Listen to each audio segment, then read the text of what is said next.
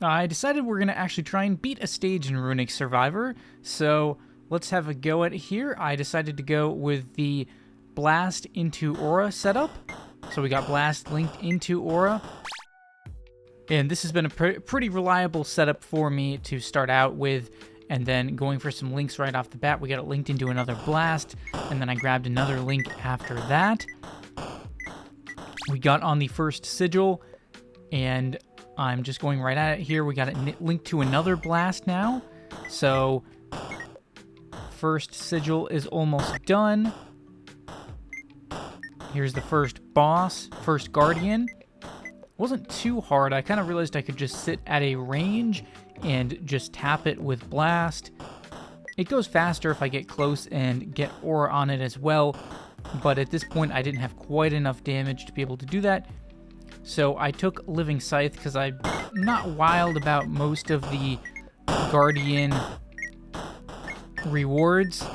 Someone will have to tell me if there's an actual good Guardian reward, but thus far some of them I don't even know if they do anything, but the Scythe at least does something, so I decided to go with that. I decided to upgrade to Focus Blast because I was trying...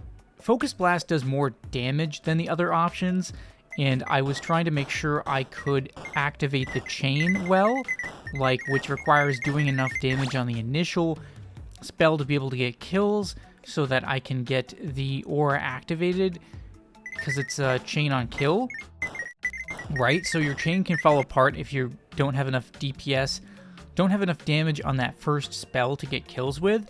So that's part of the whole thing with that. So then beyond that, we go with Massive Aura just because I want to have some space so I'm not accidentally bumping into monsters. Especially once they really start getting onto me. Just buys me a little more time when I'm moving around to not accidentally bump into things. So that's why I like Massive Aura. And from the second boss, I'm going to go with Necromancer's Hand. Although, honestly, I don't know if this does anything. I don't understand healing items. I haven't noticed them really do anything. Like, I pick up the green things, it doesn't heal hearts. I don't understand how that works very well. Someone will have to explain that to me. So, picked up the Pain rune, and as you can see on the third sigil now, really going at these guys. One of the key things with this run was I decided to speed it up. My previous runs, I had this idea that I was going to wait a while and then go after the bosses, but this one you can see here, third boss is in the right below my character right there. Third boss goes down. That one never even attacked me. I'm not sure what it does, but luckily I had enough damage to take it out. But you can see here, again, I was really pushing the pace, trying to go a lot faster than my previous runs, and that seemed to help. My idea was I wanted to try and get the Guardians down before the monsters started scaling above my build, because I felt like they did that on other runs.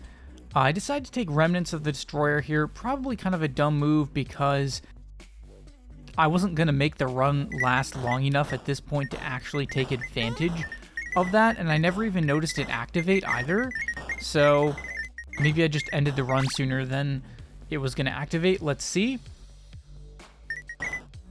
So as you can see, about to finish up the final sigil here, and we still got 11 minutes, just under 11 minutes to go, so now we have to find the final Guardian. And you can see here I'm getting some massive effects off of the aura right there. Kind of crazy. Absolutely eating these guys up. So let's go find that final boss, and here it is, the final Guardian. And this one, tougher situation. As you can see, I was having a very hard time getting my chain to activate because I had to travel to that boss and I lost my chain effect. It can be hard to get it going again sometimes. But once I got it going right there, it was good. I was moving in to close range, but then the boss hit me a couple of times, so that was kind of dicey. Luckily, though, I made it to the end. That's it. That's just how it ends. Earned 90 gold, and that's how that ends. So basically, the strategy seemed to be have a good build and go after the Guardians quickly.